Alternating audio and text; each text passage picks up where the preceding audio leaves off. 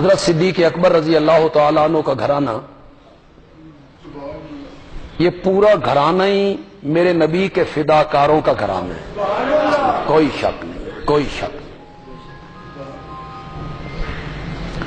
چلے گئے، بوڑھا باپ کہتا ہے اسما کچھ ابا تواڈے واسطے بھی کوئی شے رکھ کے گئے؟ کہ بابا سب کچھ رکھ کے گئے، تو نبی نہ تھے، تو تھوڑی سی کنکریاں کسی جگہ پہ کپڑے میں اکٹھی کر کے نا اس بابا کے ہاتھ لگوائے اوپر، یہ ساری دینار بابا ہی تو رکھ کے گئے، یہ سارا گھرانہ ہی فداکاروں کا گھرانہ، یہ غار میں چلے گئے۔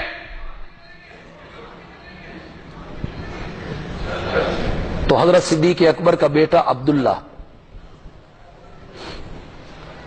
مکے کی سارے دن کی ڈائری غار میں پہنچاتا ہے، کیا یہ ہوا یہ ہوا یہ ہوا، اس کی ڈیوٹی ہے۔ غلام کی ڈیوٹی یہ ہے کہ بکریاں چراتے چراتے چراتے چراتے غار کے قریب جائے اور نبی پاک کو تازہ دودھ پلا کے آئے، اور اسماء کی ڈیوٹی یہ ہے کہ وہ تازہ کھانا پکا کے غار میں پہنچے۔ سارا گھرانہ ہی میرے نبی کی خدمت میں لگا ہوا ہے۔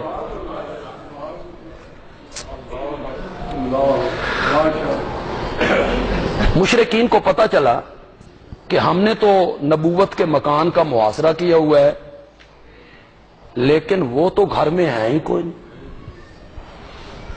ان کے بستر پہ تو حضرت سیدنا علی ابن ابی طالب رضی اللہ تعالیٰ عنہ،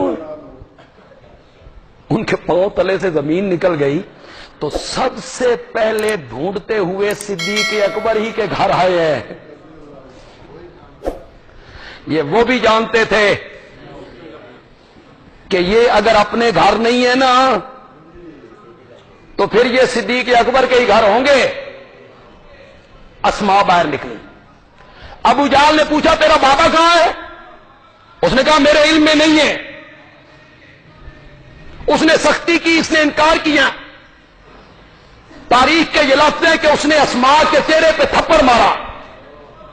اسماء جس دروازے میں کھڑی تھی دوسری چوکھٹ پہ جا کے لگی، اس کی کان کی بالیاں گر گئیں، بے ہوش ہو گئی۔ آنکھیں کھولیں تو یہ سرانے کھڑا ہے ابو جہل۔ اسماء کہتی ہے ابو جہل میری رگوں میں صدیق اکبر کا خون دوڑتا ہے، مرتے مر جاؤں گی، محمد کا راز نہیں بتاؤں گی، نہیں بتاؤں گی، نہیں بتایا۔ اور یہی اسماء جب غار میں پہنچی، بیٹی کے منہ پہ بندے کا سکا بھائی بھی تمانچہ مارے تو باپ برداشت تو نہیں کرتے، چے جائے کہ ایک کافر اور ایک دشمن بیٹی کے منہ پہ تمانچہ مارے۔ نشان دیکھے، پوچھا، پہلے اسماء نے چھپایا پھر بتایا تو حضرت صدیق اکبر نے کہا مولا تیری نبی کی خدمت میں اور تیرے دین کے لیے میری بیٹیوں کے منہ پہ جو تمانچے مارے جا رہے ہیں، مولا تو میری اس خدمت کو قبول کر لے مولا سے۔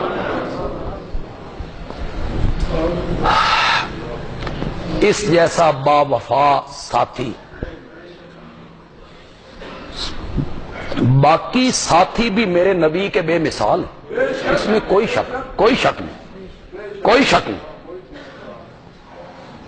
لیکن وہ جو میں ایک لفظ کہا کرتا ہوں، ابو بکر تیریاں ریساں ہی کوئی، تیریاں ریساں ہی، باقی ہیں اپنی اپنی جگہ پہ۔ حضرت عثمان ہیں، حضرت عمر ہیں، حیدر کرار ہیں، یہ بڑے عظیم ہیں، میرے نبی پر انہوں نے جانیں قربان کی ہیں، لیکن جو وفا اور جو ایثار اس میں ہے نا وہ کسی میں نہیں ہے۔ اور اسی لیے میرے پیارے پیغمبر نے فرمایا کہ میری امت میں سب سے افضل صدیق اکبر ہے رضی اللہ تعالی۔ 40,000 درہم لے کے چلا تھا.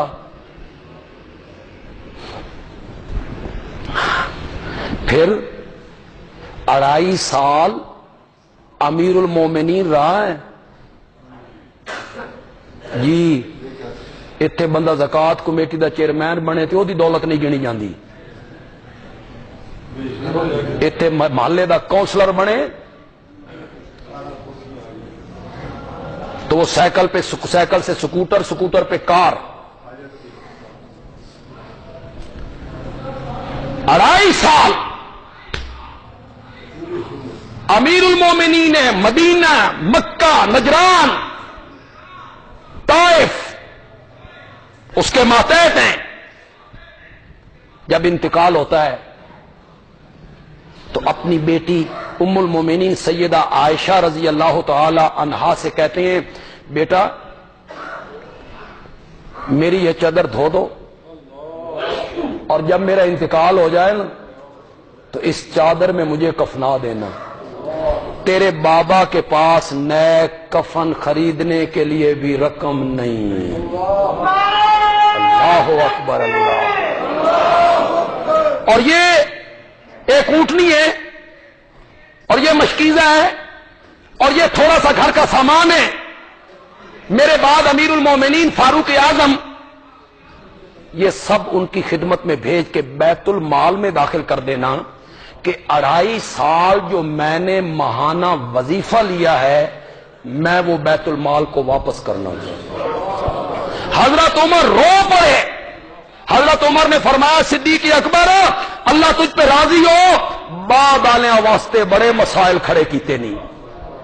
بعد والوں کے لیے بڑے مسائل کھڑے کی. جو وقت کے بادشاہ ہوتے تھے امیر المومنین ہوتے تھے وہ اس طرح کے ہوا کرتے تھے. پتہ نہیں ہمیں بھی نصیب ہوں گے کہ نہیں ہوں. کبھی اس طرح کے لوگ ہمیں بھی نصیب ہوں گے کہ نہیں. اللہ اکبر اللہ اکبر. بیت المال میں واپس کر دینا اور مجھے پرانی چادر میں کفن دینا. میرے پاس نئے کپڑے خریدنے کے لیے کفن خریدنے کے لیے کوئی رقم نہیں ہے. حضرت عائشہ کہتی ہیں بابا ہم نئے کفن میں آپ کو کفنائیں گے خریدیں گے. سنو ذرا جواب اور اس جواب کی تہ میں پہنچو. مجھے سب کچھ بیان نہ کرنا پڑے. مزہ تب ہے کہ مجھے بیان نہ کرنا پڑے. آپ خود تہ میں پہنچ جائیں. فرمایا بیٹا نویں کپڑے زندیاں نو چنگے لگدے نے. مرنے والوں کے لیے پرانے کیا اور نئے.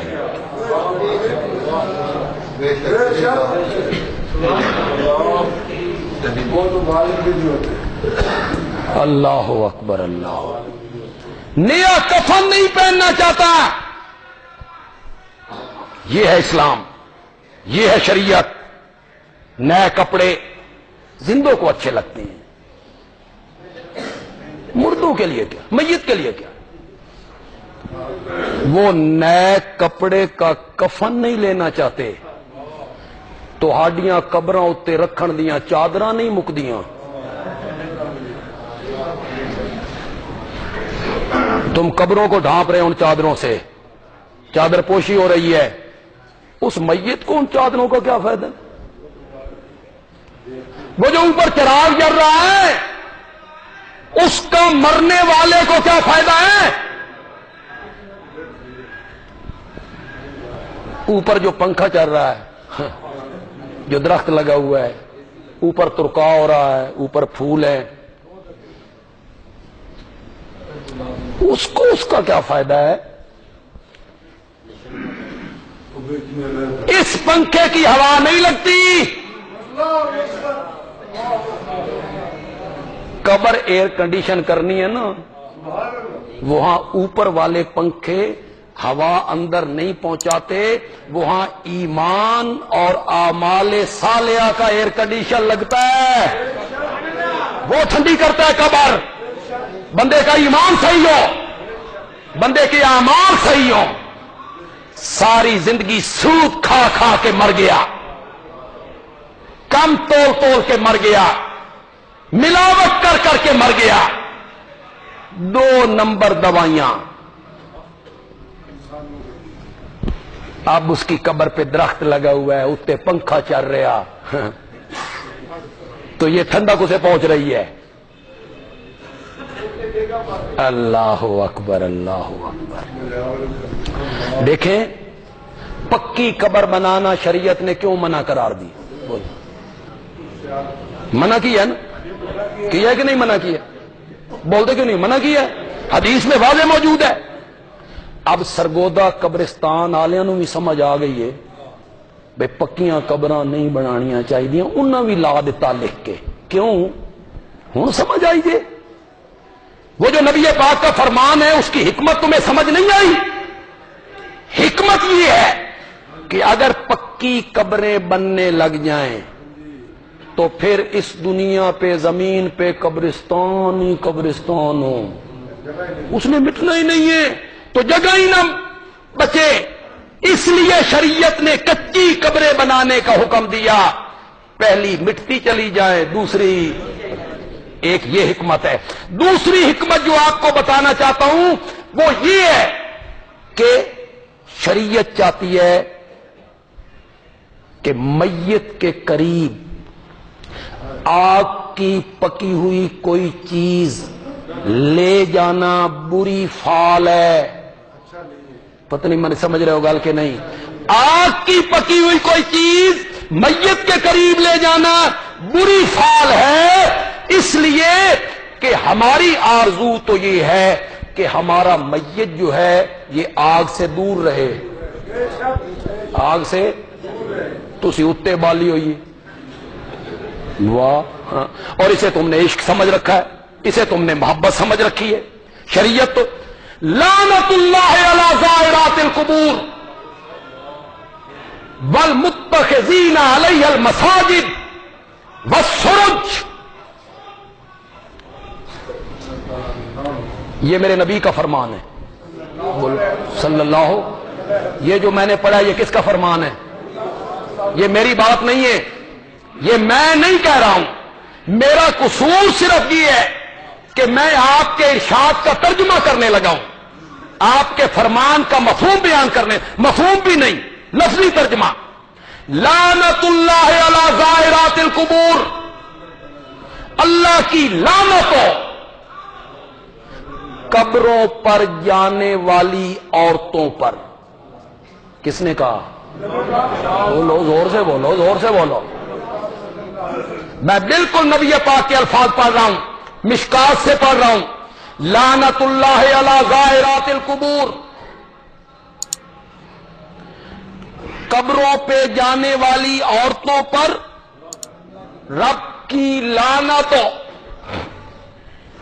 والمتخذین علیہ المساجد، جو لوگ قبروں پہ مسجدیں بناتے ہیں ان پر بھی رب کی لعنت ہو.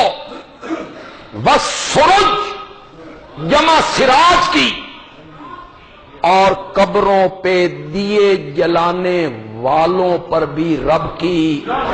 کس نے کہا ہے؟ بولو زور سے بولو.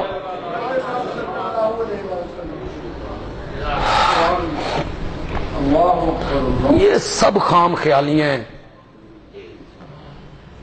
فلانے دی قبر آباد ہے، لوگ آ رہے ہیں، روشنیاں ہیں اور سونے کے دروازے ہیں، دیگیں پک رہی ہیں، لنگر چل رہا ہے نا. الٹا سانتا نہ دیتا تھوڑے بزرگوں کی قبر کتنے نے؟ کوئی نہیں، ختم. یہ دلیل ہے کہ جن کی قبر روشن ہے، چراغ جل رہے ہیں، پکی ہے، لوگ آ رہے ہیں، دیگیں پک رہی ہیں، بس وہ ٹھیک ہے. بندے عالوی ہاتھ باندھ کے پوچھنا چاہتا ہے نبیوں کی تعداد کتنی؟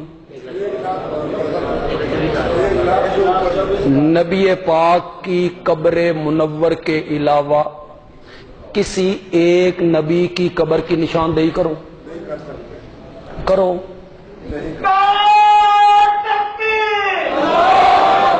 کسی نبی کی قبر نہیں آپ نشاندہی کر سکتے کہ یہ حضرت ابراہیم کی قبر ہے، یہ حضرت موسیٰ کی قبر ہے، یہ حضرت یعقوب کی قبر ہے، یہ حضرت آدم کی قبر ہے، یہ حضرت نوح کی قبر ہے، نشان ہی کوئی نہیں۔ انبیاء کی قبریں دور ہیں، کوئی پتہ نہیں۔ حالانکہ جتنی رحمتیں اللہ کی انبیاء کی قبور پہ برستی ہیں کسی اور قبر پہ برس سکتی ہیں؟ نہیں برس سکتی۔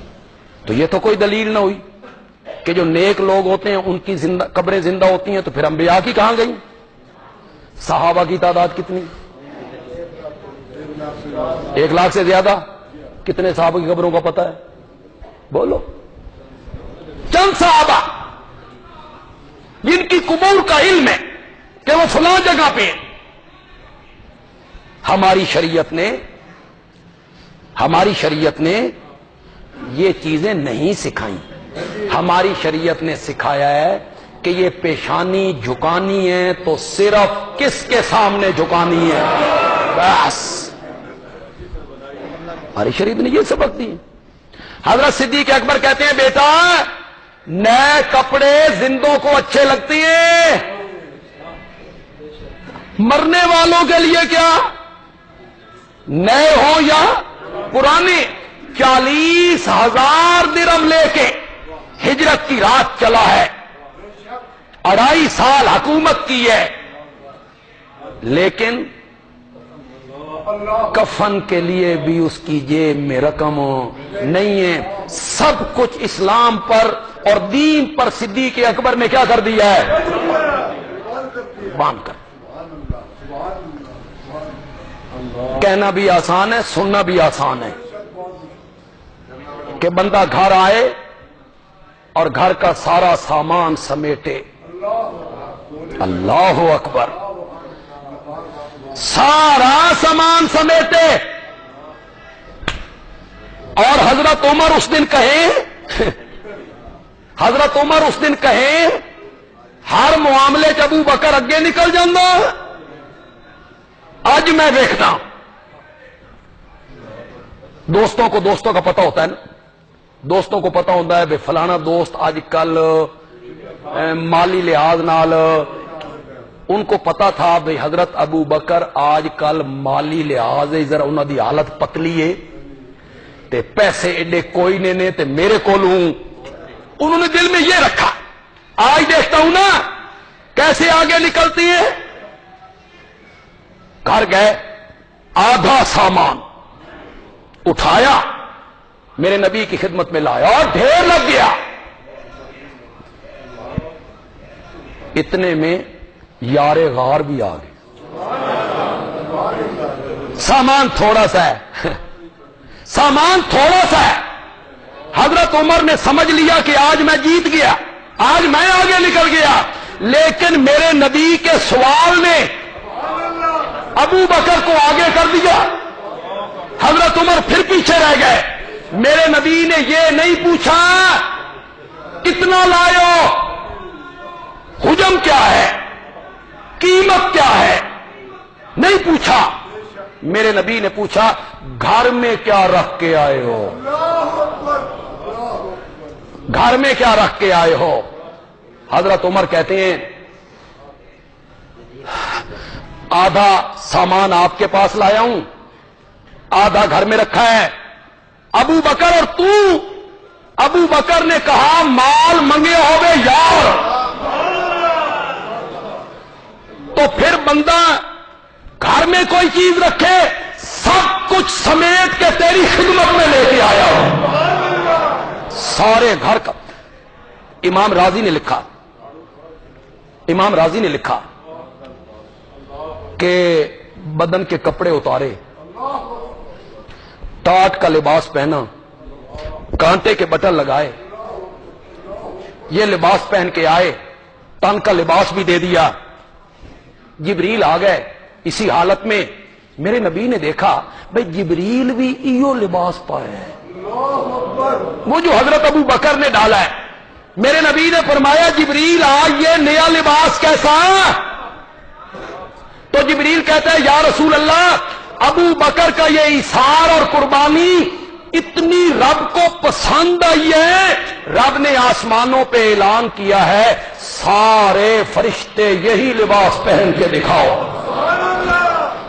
اور رب پوچھتے ہیں اللہ اکبر اللہ اکبر، رب پوچھتے ہیں ابو بکر کو پوچھ کے دو یار یاراں واسطے مال لٹاندے رہنے نے، یار یاراں واسطے قربانیاں دیندے رہنے نے، لیکن دل میں کہتے ہیں ہم نے یہ کر دیا ہے، ہمارے گھر میں کچھ نہیں رہ گیا ہے، میرے یار اس سے پوچھو سب کچھ قربان کر کے مجھ پہ راضی بھی ہے کہ کوئی نہ؟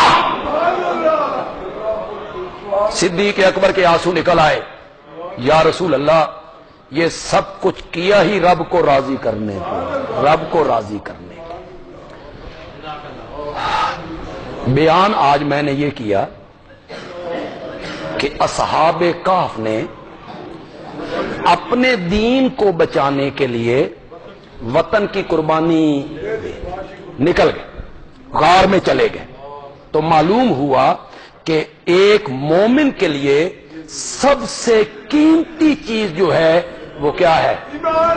دین ہے۔ دین بچنا چاہیے، دین کی حفاظت ہونی چاہیے، اور اس کے لیے بندے کو جو بھی قربانی دینی پڑے بندے کو چاہیے کہ وہ اس قربانی کے لیے تیار ہے۔ درس قرآن انشاءاللہ 18 بلاک میں حسب معمول ہوگا جی۔